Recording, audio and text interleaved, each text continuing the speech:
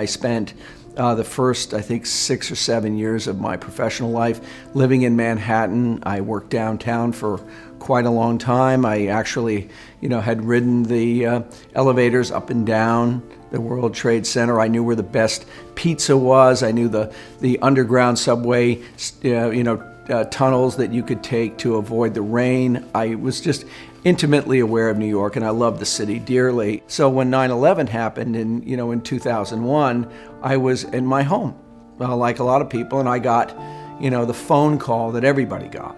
And a good friend of mine, one of my work colleagues, said that morning, quick, turn on your television set. There's been a terrible tragedy at the World Trade Center. I would say for about 3 weeks, my entire memory and experiences of 9/11 was from afar, watching it on television like everybody did, around the clock. It was just the worst thing that I had ever experienced. And I think the fact that I grew up in the city, that was a big thing for me. It made the tragedy all the more intimate and personal. Like I really just felt like I knew the people that were there. And of course I still had many family that lived in New York. My brother Andrew, I didn't know it at the time, but he was right there. He was in the building immediately next to the World Trade Center tower. From his office window, he saw the second plane slam into the side of the building.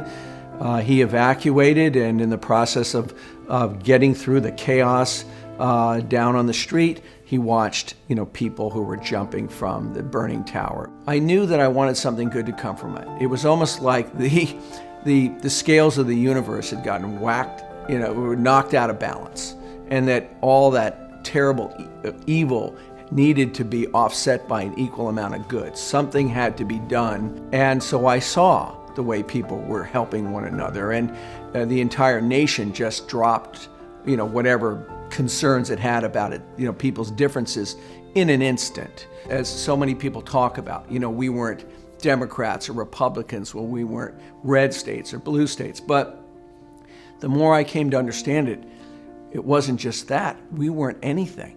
We weren't black, white, Asian, Christian, Muslim, Jewish.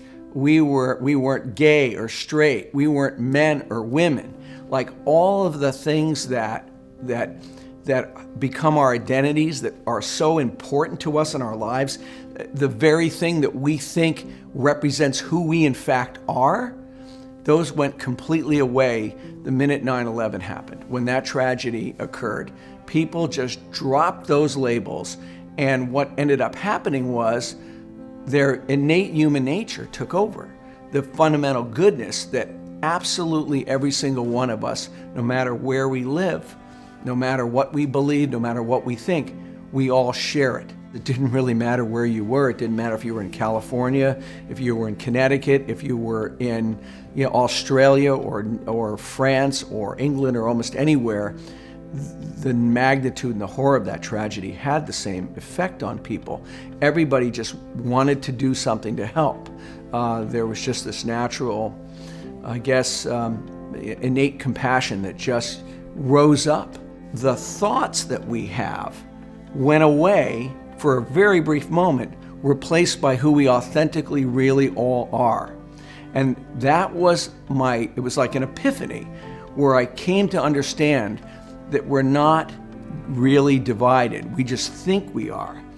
When 9/11 happened, I think for me, and I think for so many of us, we got to see who human beings really are, this incredibly beautiful, amazing thing. And we lose sight of that every day. The lesson of 9/11 is that we're not different at all. We're all fundamentally united. And that was really the thing, that phenomenon that I think really changed me and led me in the direction of wanting to do this, to turn 9/11 from a day of tragedy into a day of doing good.